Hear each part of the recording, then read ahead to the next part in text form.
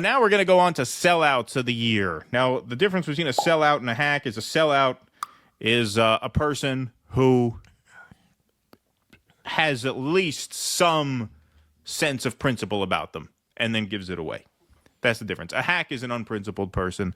A sellout is someone who gives their principles up, right? Or, at the very least, sells something in exchange to compromise a group of people, right? All right. So, sellout of the year. Numerous sellouts of the year. Quite a few. It's a competitive category. First that came to my mind is the Libertarian Party. The Libertarian Party basically folded its operation as a political party. They transformed themselves from a legitimate third party into basically a Republican PAC, libertarian-oriented Republican PAC. Right. They became the working families party for Republicans. Exactly. They're the working families party for the GOP right now.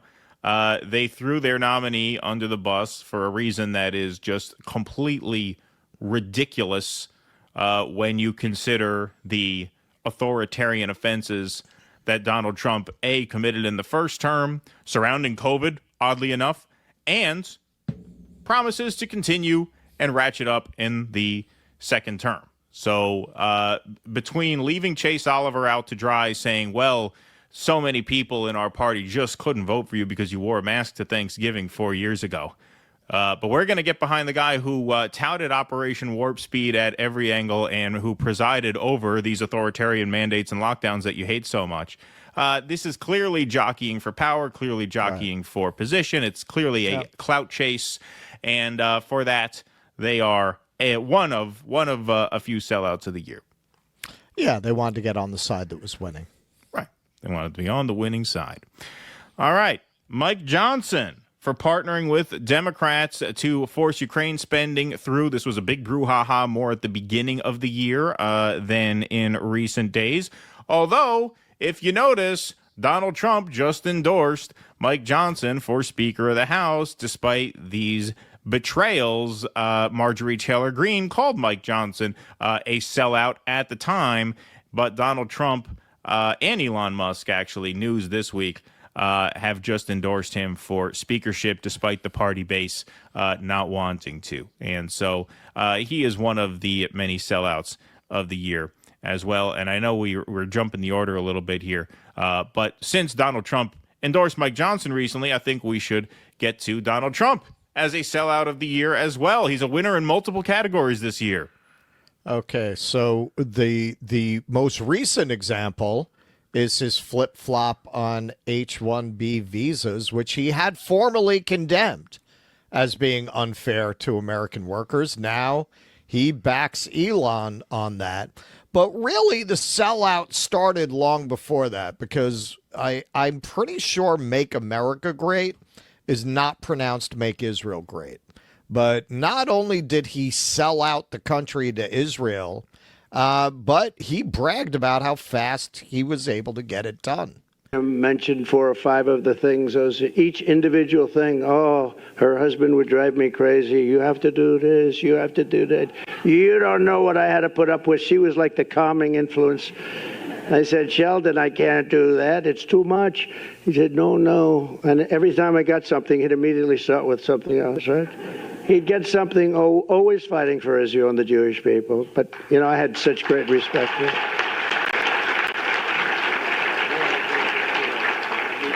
It's true, though. She had to sometimes tell him, calm down. You just had a big victory. Let's celebrate. No, we have to immediately start. Let's see if we can do Golan Heights. How about Golan Heights? They've been trying to get it for 72 years. I got it done in about 15 minutes, okay?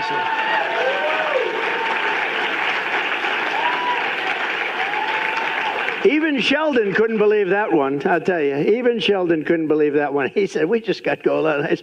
They didn't even ask for it. I actually gave you that one. You didn't ask for it, but I thought it was Okay. All right. So, hey, maybe I'm a little fucked up. When I hear Make America Great Again, I don't think of Israel.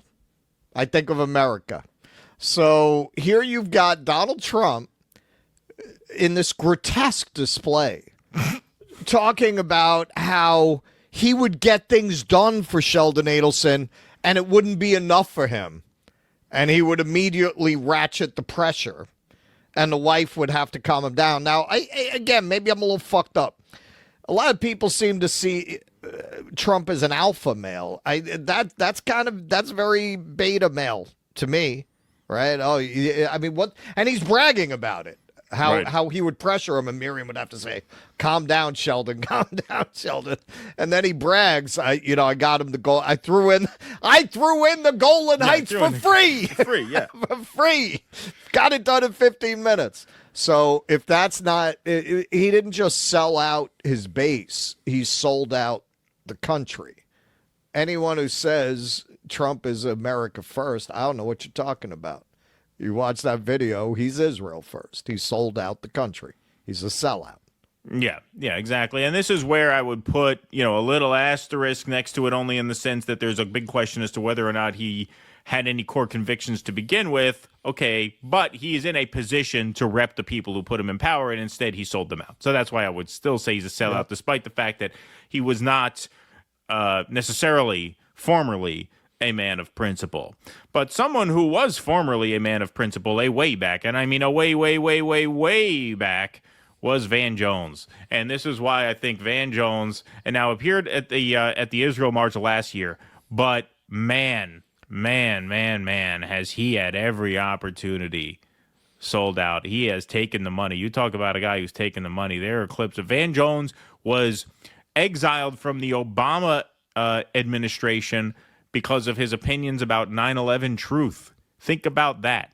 Yeah. He was kicked out of the Obama administration because he was a 9/11 dissident. How do you go from being a 9/11 dissident to appearing at the Israel March and then for a year smearing pro-Palestine protesters as thugs and fascists and bigots?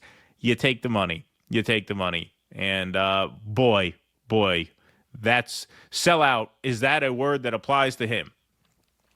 I mean, Van Jones, Al Sharpton is kind of in a different lane, but it's the same thing. These power structures that want to be able to justify racism, that want to justify colonialism, that want to justify a rapacious economic system. They need people like Van Jones and Al Sharpton to come on and give a veneer of respectability and liberalism to their essentially right-wing fascist project. And Van Jones is really paid to just put on these performances where he weeps tears for Joe Biden, who locked up 2 generations of black and brown men, who opened his 2020 campaign bragging about his harmonious ability to work with segregationists, and then he went on to brag about the fact that they didn't call him boy, which clearly, why would they, right? They didn't call me boy, right? So I was able to work with them, and crying about how much he loves Joe Biden. Pray for peace. No more rockets from Gaza and no more bombs falling down on the people of Gaza. God protect the children. God protect children. Let's end all the horror and all the heartbreak in the Holy Land. Let's end all of it. Boo! Oh, yeah, they start chanting no ceasefire. Yeah, they boo. When I think about what's happening over there, I don't feel powerful. They're chanting no to ceasefire. Do something about what's happening over there. What I do feel powerful is to maybe do something about what's happening here. Let's take a stand here against anti-Jewish bigotry. Let's take a stand against Muslim. Let's take a stand here against hatred. Let's take a stand here against hatred of all kinds. I don't want. What a fucking disgrace, man. Wow. Is it, Yep. like how much? I'm sorry, man. How much money do you need? How much do you need? Like, doesn't he have investments? He hasn't bought any property. Like, you really need to degrade yourself like this for what? Yeah, no, it's horrible. Especially now. I mean, now you don't need a CNN job. I mean, you could probably, a lot of these guys who come from corporate media and they open up their own shop, they end up doing better as independents than they did in corporate media. So you don't have to do that. You don't have to do that. It's the easy way out, I guess. And he took it. So Van Jones one of the sellouts of the year. But we have to give the top spot here to the Uncommitted movement. And I know that may sound a little harsh to people, but you talk about a head fake.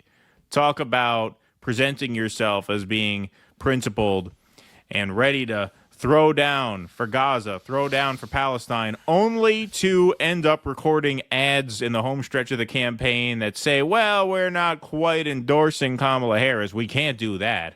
But we're telling you to vote against Donald Trump and not to vote for a third party. Come on, you don't even have the guts to own it. You don't even have the guts to own what a sellout you are. Well, and after we saw this, when we did our original segment, we said, you know, it looks like they're taking money. Somebody's paying them. This whole ad doesn't make any sense. And then a content creator came out. I can't remember her name. Apparently, she's pretty well known. And she said, yeah, I just want people to know that the DNC is approaching people. They offered to pay me $15,000 to do a video about Project 2025. And that's exactly what they do here. All right, so let's take a look. Clever Project 2025 did was put forth an objectively insane document that is so extensive it's hard to actually conceptualize individual parts, effectively saturating a very real threat. So today, I wanted to talk about the specific ways Trump and Project 2025 would be disastrous for Palestinian human rights. As a Palestinian American, the current administration's handling of this genocide has been beyond enraging and demoralizing.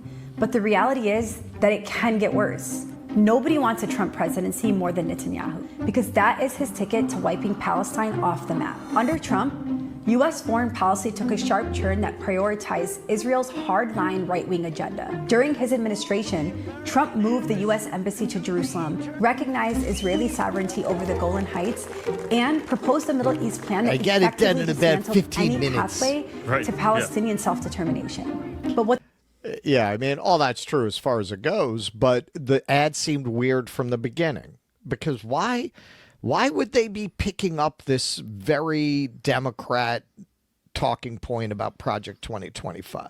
Right. Even if you wanted to make a statement that you don't like Donald Trump, why would you do that? It was such a DNC talking point. And yeah, it's pretty well confirmed they were getting paid to do that. Yeah, later came out that they were on the take, that they received money from the Democratic Party. And so if that's not a sellout move, what possibly could be? Especially since your other contingent, which ended up morphing into abandon Biden and later abandon Harris, they stuck it out. And you guys took the bag of cash. You guys took the bag. And just the display at the convention of writing a speech to endorse Kamala, being told, no, you can't give the speech. You go outside the convention hall, you stage this sit-in where you're moping and crying, and then you go and cut that ad anyway? Yeah. That's a sellout. That's a sellout move, if ever there was one. So they earned it this year, sellouts of the year, the Uncommitted movement. Please clap.